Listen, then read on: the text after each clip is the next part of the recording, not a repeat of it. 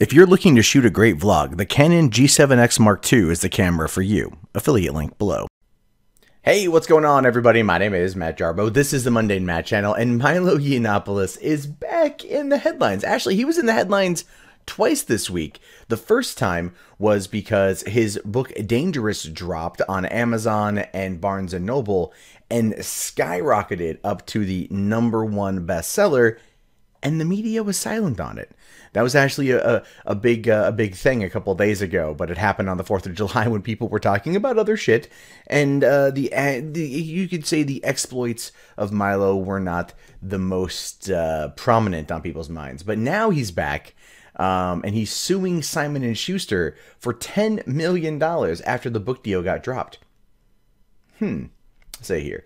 The lawsuit claims that the publisher would pay $255,000 advance for the book, but it backed out of the agreement over fear of repercussions from progressives. And that was actually a pretty big thing at the time. When they announced that they were going to be handling the distribution of his book, the publishing of his book, a lot of people out there lost their collective shit, especially when it came out that he had earned a $250,000 advance for this book. Now, Yiannopoulos has sued Simon & Schuster for $10 million, claiming that after a firestorm of negative publicity, in part generated by left-leaning celebrities, the firm abruptly reneged on a deal to publish his book Dangerous. According to the lawsuit, Simon & Schuster was to pay the controversial gay conservative a $255,000 advance for a book to be published by its Threshold imprint, though it backed out of the agreement over fear of repercussions from progressives threatening to boycott the CBS-owned company. And there were a lot of people out there that were claiming to boycott Simon & Schuster. And a lot of people out there that were like, we're going to make sure we never buy another book from you ever again. But let's be fair here. Let's be realistic. These people don't generally tend to read. And I'm not saying that like liberals or left-leaning people aren't well-read. I'm saying that in generality, a lot of people, they don't. The people that are coming out and bitching about this probably weren't going to buy a Simon & Schuster book in the first place, right? When it comes to these kind of online tirades and calls for boycotts, I always have to kind of throw my head back and laugh, because it's ultimately not going to have that great of an impact. Even I myself have said in certain aspects, I would not go to another website, or I would not use a certain service because of something that they've done, and that's just on me. But again, those are things that I actively use, and then that's me withholding my money. And a lot of these people are just reacting to react. And that's a big part of the problem when it comes to this kind of online discourse. Now, it says here in the lawsuit, filed Friday by Meister Sealing and Fain out of New York, it says executives at the publishing house praised early manuscripts of Dangerous, told its marketing and public relations departments to prepare for war, then pulled the plug on the book 3 weeks prior to its originally scheduled release. Now, that was a cock move. That was a total dickhead move. They'd already weathered the brunt of the storm. They'd already gone through most of the bullshit that was going to come out from the left-leaning progressive types out there that weren't happy with the book coming out. And as a result, they should have just let it ride and made the money off the popularity. It had already secured numerous pre-orders through Amazon and other outlets that it was already going to earn a very large sum of money. But they got cold feet. They pulled out.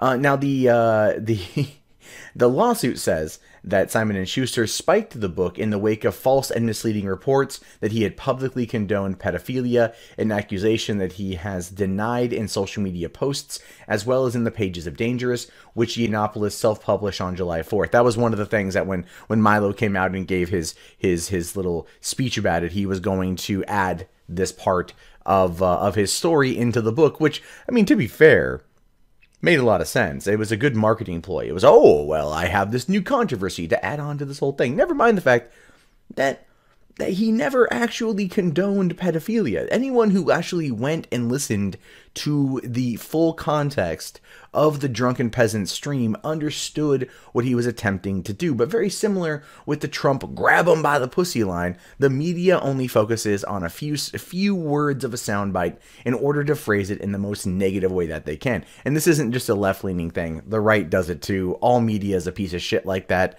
So that's a big part of the problem.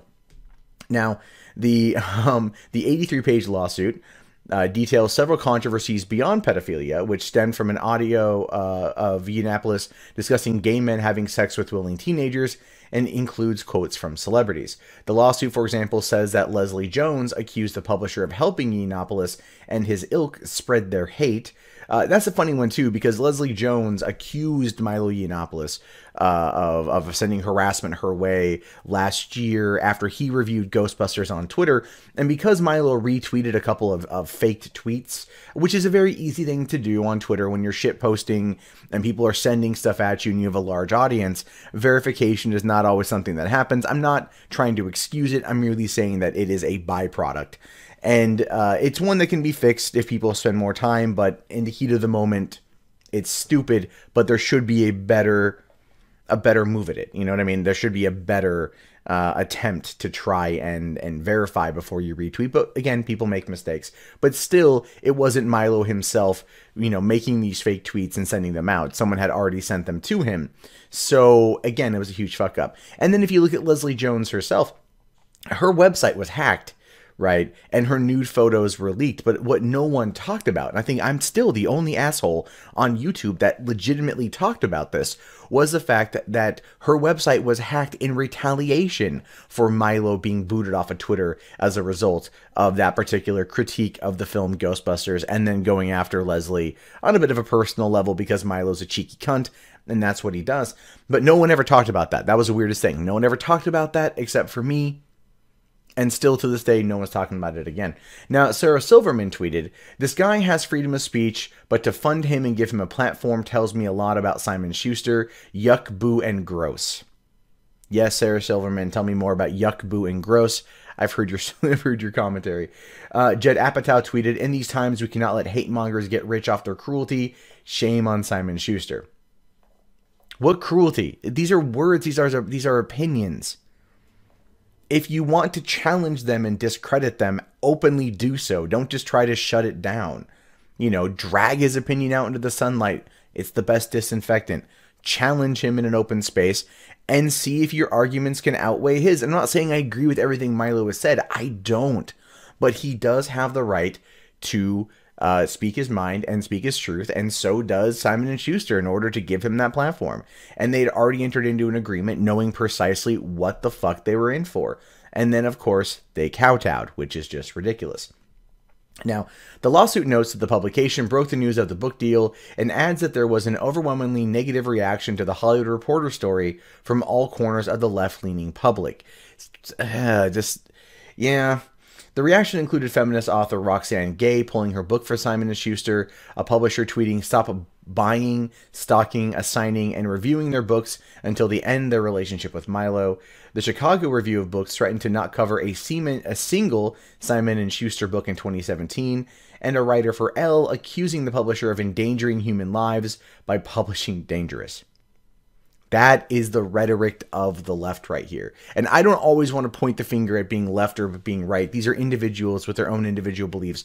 But I kind of feel the need to kind of collectively bring them together. And that may be hypocritical of me to say, but I can't think of a better term for it right now. A writer for Elle accusing the publisher of endangering human lives. Yeah, look at the UC Berkeley protest of Antifa and all the shit they were doing in opposition of Milo. So if you want to be fair here, by shutting him down, you might be endangering people's lives because they get so worked up over shit that they're not going to be seeing clearly and looking at his ideas as just ideas and opinions that can be discussed, debated, disseminated, and in some cases, probably destroyed because Milo is not infallible. And he has some really out there ideas that I think just with a bit of discussion can probably break down. Also, CNN published an editorial asking why on earth would Simon & Schuster give Milo a platform. A Teen Vogue writer encouraged the public to send a deluge of calls and physical letters to the publisher. And Los Angeles Times book editor Carolyn Kellogg accused the publisher of promoting an author with racist and sexist views. Because if you don't kowtow to the narrative of modern feminism, and you challenge the mentality of Black Lives Matter, you're a racist and a sexist. Clearly, they've nailed it on the head. No one can have differing of opinions, or else you are fucking Hitler. At one point, Mitchell Ivers, editorial director at Simon & Schuster, asked Yiannopoulos and his literary agent Thomas Flannery for their advice on handling liberal objections, saying, "I'm looking for the best responses to the alt-right, white supremacists, and Leslie Jones," he wrote in an email. Ivers also... This is funny. That's funny. Ivers also asked Yiannopoulos to end a public feud with Jones, the comedian and Ghostbusters actress, and according to the lawsuit, he was also displeased with the author appearing on shows with Bill Maher and the like so close to the book release date. Well, I mean, his job is to make sure that things go smoothly. And Milo is not a person who does things smoothly. Look at his Dangerous Faggot tour, for example. He doesn't do that. So I can understand why Ivers is like, what the fuck are you doing? You need to play this particular game. Milo isn't going to play the game, and they should have known that going into it. I'm pretty sure given his antics online, they probably figured he would take it and run with it, and they should have been prepared. Especially if they're emailing him and saying like, how do we handle this shit? Right? They knew what they were in for, but they got cold feet. Eventually... Ivers coordinated with an all-hands call with his boss, publicity executives, Yiannopoulos and others. 3 days after the call, which Ivers described as great, he informed Flannery that Simon & Schuster was terminating the publishing agreement, even though it had already paid Yiannopoulos $80,000 of the $255,000 advance. The lawsuit said Simon & Schuster called the manuscript unacceptable, even though 5 days earlier, Ivers thanked the author for his thorough and good work. Yiannopoulos has been damaged in an amount to be determined at trial, but in no event less than $10 million, the lawsuit says. And I don't disagree with that here, to be honest with you. I don't disagree with Milo wanting to strike back. He was working with them. They knew what they were getting themselves into. They were 3 weeks away from its release. Yes, the pedophilia comments that came out from the Drunken Peasants did not look good, but they were mostly taken out of context. And anyone with half a fucking brain could have sat down and watched it and been like, okay, I get what he's saying based on his experiences. My favorite thing about that too, by the way, was that people out there were just like, well, Milo's advocating for sex with young men, young boys. Well, no, Milo had that happen to him, and that twisted his mind a little bit in terms of how he approaches it. So what you're saying is he was a victim who has this, I don't know, repercussions psychologically after being a victim, but then you're shaming him anyway. It's kind of a funny thing to toss that back on the left because they don't know what to do. They shut down. It's so interesting to watch, but they still try to systematically destroy Milo, and it was one of those things that worked. I would argue that, based at the time, from what I could tell, it was a coordinated effort to take down Milo. Him going on Bill Maher, it may not have been the best, right? It was an interesting thing to watch, but ultimately it was Milo being Milo. And people who don't know him and haven't watched him for a long time are going to kind of be apprehensive at first. I said I've known the guy for a couple years. I have nothing bad to say about him. He's always been very kind and very friendly to me. So there's that. But I want to see what happens here. Will he get the $10 million? I don't know. I think Simon & Schuster will probably settle. They'll settle for an undisclosed amount, probably $1 million, $2 million, somewhere in there. Because it'll be better for them to settle than to go to court. Because I would argue that he pretty much has a good case. Because if they were telling him, hey, you're doing a good job. Hey, we want to work with you. They're emailing him. They're saying, how do we handle these situations? And he didn't do anything specifically to defame Simon & Schuster or to fuck with Dangerous or whatever, then you've got really a solid case there. Now, as for the quality of the book itself, I haven't read it yet, but there were the early manuscripts that came out saying that it was not very good. No one I follow on Twitter has talked about it at all. I'm sure a few of them have pre-ordered it and they've bought it, but as from what I can tell, no one has read it yet. It's on my list of things to get, but we'll see when I get around to it. Anyway, what do you guys think about this? Do you think Milo will actually win the lawsuit? Do you think they'll settle or they'll fight it in open court? Do you think that the pressure from the left actually really helped here, or was it Milo's crazy antics that they didn't know how to control or work with? Those are honest questions. Let me know in the comments below. My name is, of course, Matt Jarbo. This is the Mundane Matt channel. I will talk to you guys later. Have yourself a fantastic day, and peace out.